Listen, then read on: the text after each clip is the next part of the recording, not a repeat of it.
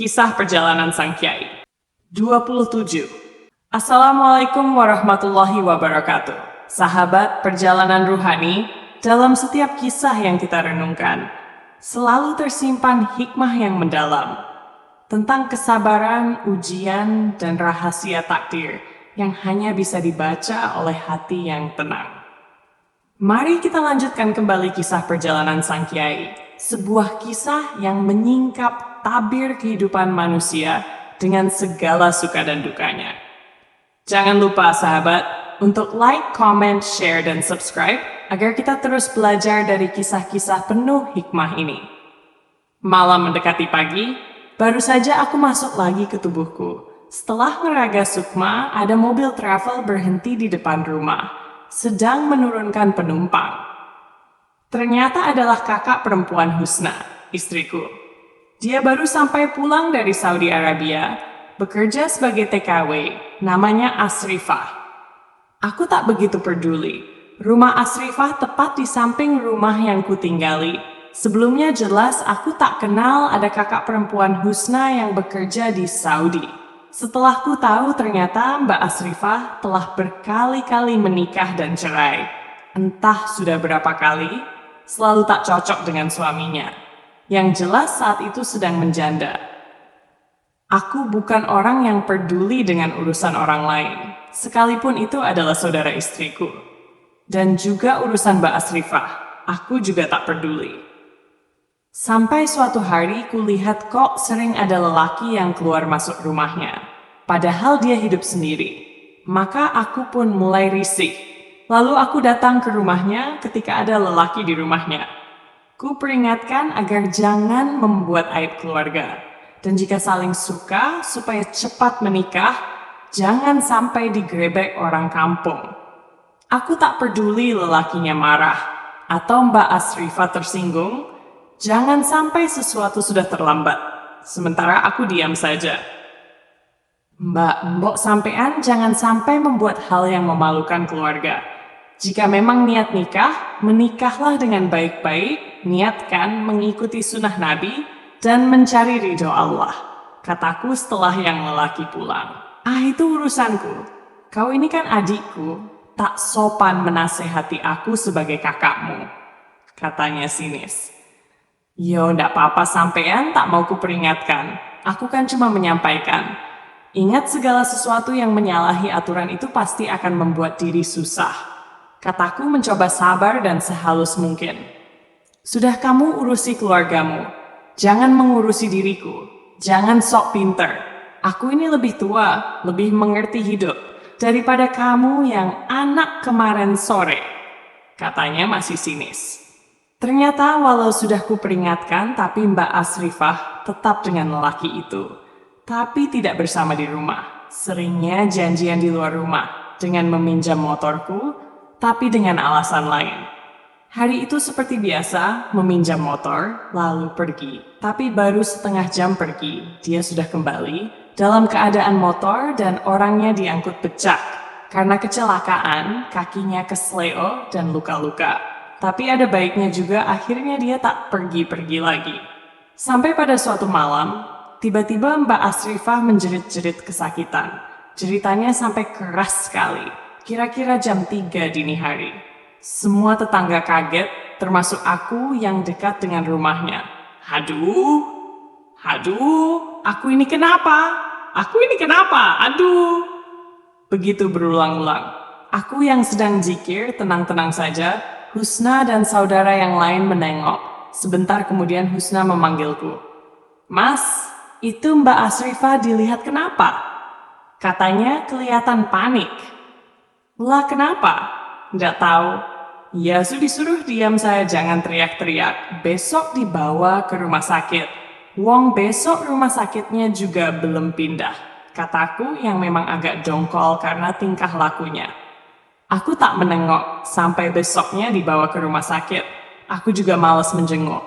Apalagi aku ini lelaki dan Mbak Asrifah itu perempuan. Cukup Husna yang menengok dan menunggui di rumah sakit.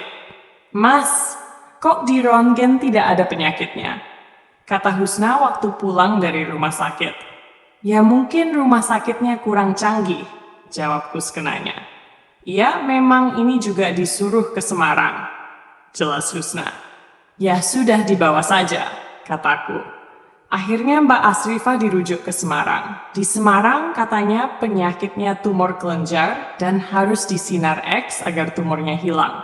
Dan saran dokter pun dijalankan. Tapi ternyata setelah melewati tahapan itu, tetap saja Mbak Asrifah tidak sembuh.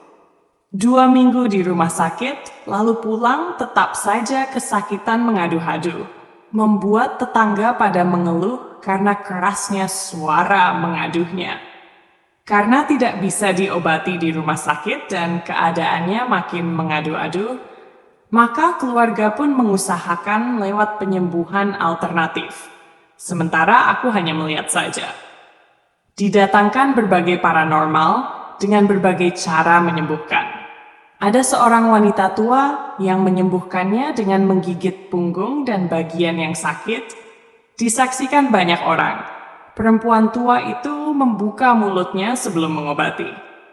Kalian lihat semua, lihat mulutku ini, tak ada apa-apanya, kata perempuan tua itu sambil membuka lebar-lebar mulutnya.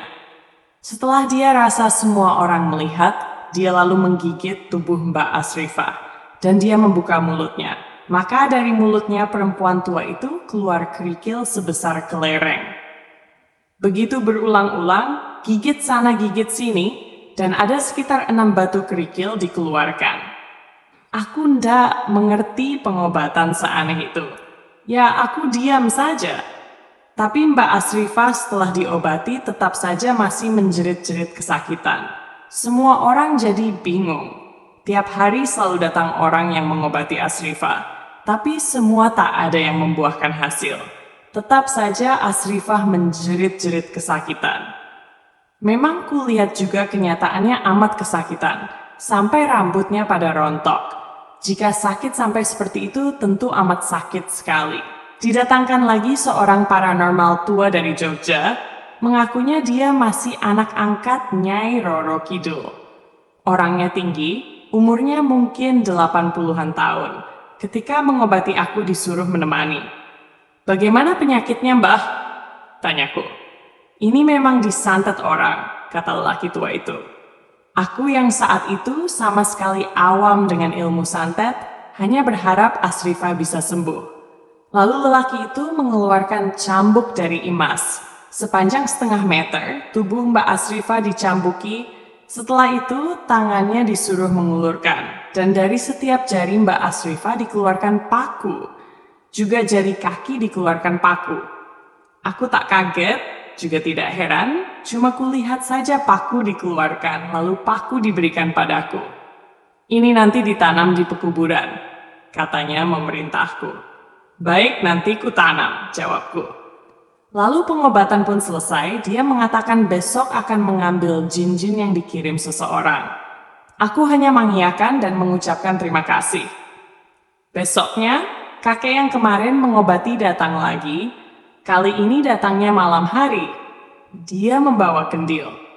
Aku merasa aneh juga. Anehnya waktu sebelum kakek itu datang, aura di rumah Asrifah pekat sekali. Bahkan lampu rumah kelihatan dilapisi kabut hitam. Sehingga cahayanya gelap seperti kalau waktu siang mendung di langit amat pekat.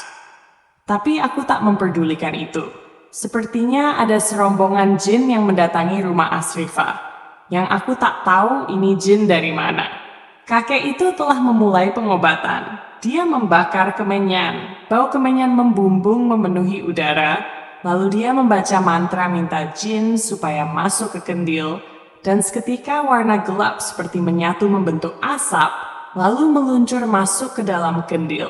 Dan kendil pun ditutup. Dan pengobatan selesai. Kemudian kendil dibawa untuk dibuang ke laut. Berbagai macam keanehan dalam mengobati. Tapi Asrifah tak ada perubahan sama sekali. Atau sebentar kelihatan tenang tak mengadu-adu, tapi sebentar kemudian sudah mengadu-adu lagi. Aku memutuskan menghadap kiaiku di Banten, tapi aku bukan mau meminta obat sebab aku sendiri tak ingin membebani kiai. Karena apapun yang terjadi dan kualami, aku berusaha mencari solusi pada apapun yang kuhadapi. Aku menghadap Kiai. Kiai, bagaimana cara mengobati orang yang terkena santet, tanyaku. Nanti kalau sudah saatnya bisa, kamu akan bisa sendiri, jawab Kiai, dan aku mengiyakan. Aku pulang lagi, dan beberapa hari kemudian aku berangkat ke Jawa Timur. Di desaku ada orang yang biasa mengobati sakit kena santet dengan metode dipindah penyakitnya ke kambing. Kebetulan yang mengobati itu ayahnya temanku waktu di pesantren Sarang Rembang. Aku pun ke sana. Walau dulu Mbak Asrifah tak baik denganku, menolong orang kalau bisa melepaskan diri dari ego pribadi yang pernah kecewa. Aku yakin setiap amal perbuatan walau sebesar biji sawi akan diberi balasan sebesar keikhlasan orang yang melakukan amaliyah. Semakin seorang itu ikhlas, akan makin tak terbatas balasan pahala yang diterima. Sampai di tempat yang kutuju yang menemui temanku yang di pesantren itu. Bagaimana kabarmu, Yan? Ku dengar-dengar kamu sekarang di Pekalongan, tanya temanku itu setelah dia mempersilahkanku duduk. Alhamdulillah baik, Lil. Iya, aku mukim di Pekalongan, kataku kepada temanku yang bernama Kholilullah. Ada apa, Yan? Kok tak biasanya kamu main ke rumahku, tanya Kholil. Maaf, aku merepotkan, kataku. Ah, kamu ini tak biasa-biasanya basa-basi. Ada apa? Anu Lil, aku mau minta obat kepada ayahmu untuk mbak istriku yang sakit, jelasku. Sakitnya apa, Yan? Nggak tahu juga, Lil. Kata dokter sih sakit tumor kelenjar. Kata dukun sakit kena santet. Jadi ndak tahu mana yang benar, jelasku. Tunggu aku panggilkan ayah. Kata Kholilullah masuk ke dalam. Ayahnya kemudian keluar, bernama Pak Mahrus. Perawakannya pendek kecil. Pak Mahrus termasuk idolaku. Waktu kecil, jika aku menelusuri kisah Pak Mahrus, sangat memotivasiku dalam menjalankan suatu amaliyah. Dulu Pak Mahrus ini orang teramat miskin. Bisa dikatakan untuk makan sehari-hari pun sangat kekurangan. Padahal saudara-saudaranya adalah orang kaya. Pernah karena sudah 2 hari tak makan, istrinya Pak Mahrus yang bernama Ibu Zulaikha pergi ke rumah saudaranya untuk meminjam beras. Tapi oleh saudaranya tak diberi hutangan, malah diberi beras segenggam yang ditaburkan ke lantai. Itu beras ambil di lantai, itu kuberikan cuma-cuma. Jika kuhutangkan, maka kau pasti tak akan sanggup membayar. Jadi kuberikan cuma-cuma, maka usaha dikumpulkan. Orang ingin enak makan itu harus usaha, jangan asal minta-minta, kata saudaranya. Ibu Zulaikha pun pulang dengan beras genggam yang dia terima, dan menangis di depan Pak Mahrus, dan menceritakan yang dialami. Sabar. Sabar, dalam sabar itu ada pahalanya, kata Pak Mahrus menghibur istrinya. Salah satu amalan Pak Mahrus adalah membaca sholawat pada Nabi sebanyak 10.000. Entah bagaimana awalnya, Allah selalu memberi anugerah pada hamba yang disayanginya.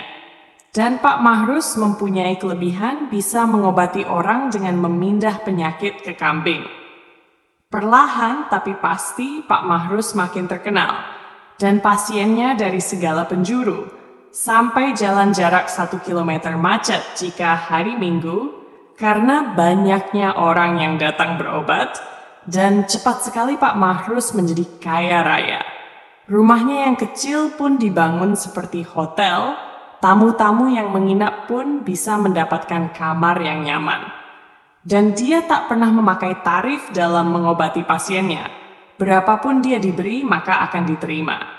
Jika seseorang berpenyakit parah dan orangnya kaya, lalu sembuh, tak jarang yang diberikan adalah mobil mewah sebagai rasa terima kasih. Aku segera menceritakan tentang keadaan Asrifah. Pak Mahrus pun memberikan air dan kalung dari bundelan raja.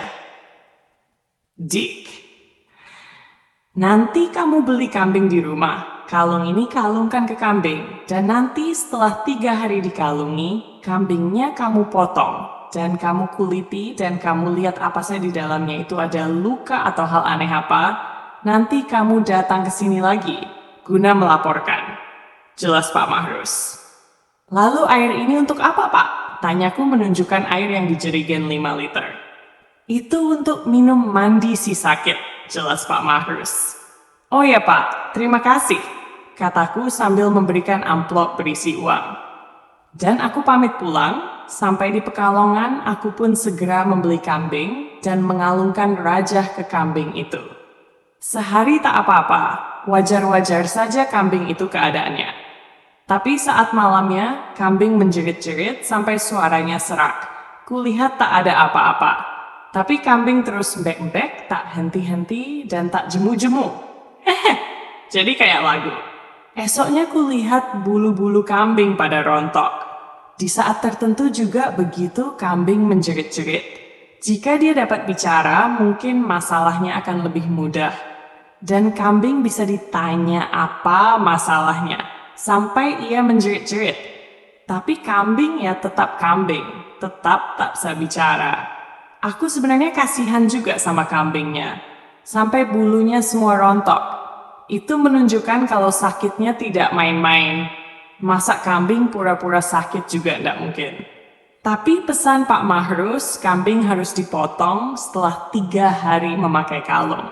Jadi aku tetap menunggu sampai hari ketiga. Sampai aku sering mendekati kambing dan ku elus kepalanya, ku bilang agar sabar. Sebentar lagi kalau nyampai 3 hari akan ku potong dan dia bisa bernafas lega karena pasti tak akan merasakan sakit lagi. Anehnya Asrifah sudah tidak menjerit-jerit lagi. Hanya kambing yang menjerit dengan suara itu-itu saja sampai suaranya serak. Sampai hari ketiga, pagi-pagi sekali cepat-cepat kambing ku potong dan ku kuliti. Dan sungguh mencengangkan, perut kambing telah bocor. Ada lubang sebesar jari di segala tempat, sehingga isi perut keluar dari penampungannya. Dan di dalam perut kambing berisi gedebong pisang yang dicacah. Aneh, kayaknya kambing tak makan gedebong pisang. Juga ada rambut manusia, ada taring sebesar jempol tangan orang dewasa, ada irisan ban mobil, dan ada banyak kerikil sebesar telur puyuh. Kayaknya barang-barang itu tak mungkin ada di dalam perutnya kambing. Pantesan kalau kambingnya kesakitan. Barang-barang itu ku masukkan plastik. Rencananya ku bawa ke rumah Pak Mahrus. Kalau organ, paru-paru, dan hati kambing telah membusuk, bahkan telah berbau tak sedap. Aku hanya geleng-geleng kepala, merasa amat aneh.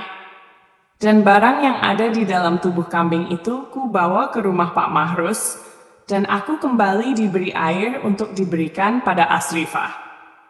Aku bersyukur Asrifah sudah tidak mengadu-adu lagi. Tapi rasa senangku dan anggapanku akan kesembuhan Asrifah hanya tinggal harapan. Hanya seminggu Asrifah tenang, dan setelah itu menjerit-jerit kesakitan lagi. Aku sudah kehabisan akal, mau bagaimana lagi? Terpaksa akhirnya ku diamkan. Sebulan setahun sudah, pas genap Mbak Asrifah sakit, dia pun meninggal dunia. Awalnya ketika akan meninggal susah sekali, maka aku mengambil Al-Quran dan ku bacakan surah Yasin. Belum sampai surah Yasin selesai, Mbak Asrifah telah pulang ke rahmatullah. Rasanya seperti melepas beban di pundak. Mungkin meninggal lebih baik daripada berlarut-larut merasakan sakit yang tak berkesudahan. Semoga kisahnya bisa menjadi orang yang membaca menjadi sadar dan seseorang hati-hati dalam bertindak. Sebab tak ada manusia itu tidak sakit, tak ada manusia itu tidak mati. Sekalipun saat sehat bisa membanggakan diri dan merasa punya uang, kemudian merasa bisa melakukan apa saja, jika diberi sakit sama sekali tak berdaya. Tak ada manusia hebat selama masih sebagai manusia, kecuali dia telah menjadi Tuhan yang tak pernah sakit, tak lemah, tak menyandarkan pada sesuatu selain pada dirinya. Jika manusia itu sudah tak butuh lagi makan, tak butuh lagi minum, tak butuh udara untuk bernafas, di mana-mana tempat ruang dan waktu tak menghalangi gerak-geriknya, di mana keterbatasan-keterbatasan itu tak membatasinya, selalu kekal dan abadi, maka manusia telah pantas untuk membanggakan diri. Tapi nyatanya manusia tak ada yang seperti itu. Maka jelas manusia tak ada yang pantas untuk membanggakan diri. Seminggu telah berlalu. Setelah pemakaman Mbak Asrifah, aku sendiri telah beraktivitas seperti biasa. Dan malamku isi dengan zikir. Saat itu jam 2 dini hari, aku masih duduk memutar tasbih malam terasa amat sepi. Sekali waktu terdengar gerimis. Dalam suasana yang sepi, lamat-lamatku dengar suara memanggil, "Mak! Mak!" Begitu suara itu, tapi suaranya seperti suara Mbak Asrifah. Apa aku yang salah dengar? Dan suara itu berulang-ulang. Tapi aku masih merasa seperti mendengar itu dari halusinasiku sendiri. Tapi aku bukan berhalusinasi. Memang mata rasanya ngantuk. Jadi sampai berulang kali aku tidur sambil duduk. Penutup, sahabat perjalanan ruhani, setiap kisah membawa pelajaran yang tak ternilai tentang kesabaran, takdir, dan batas kemampuan manusia dalam memahami rahasia Allah. Tiada daya dan upaya selain darinya. Nantikanlah kelanjutan kisah perjalanan Sang Kiai yang akan membawa kita lebih dalam lagi pada makna kehidupan, kematian, dan keikhlasan sejati. Jangan lupa like, comment, share, dan subscribe agar kisah penuh hikmah ini terus hidup dan menyinari hati kita bersama.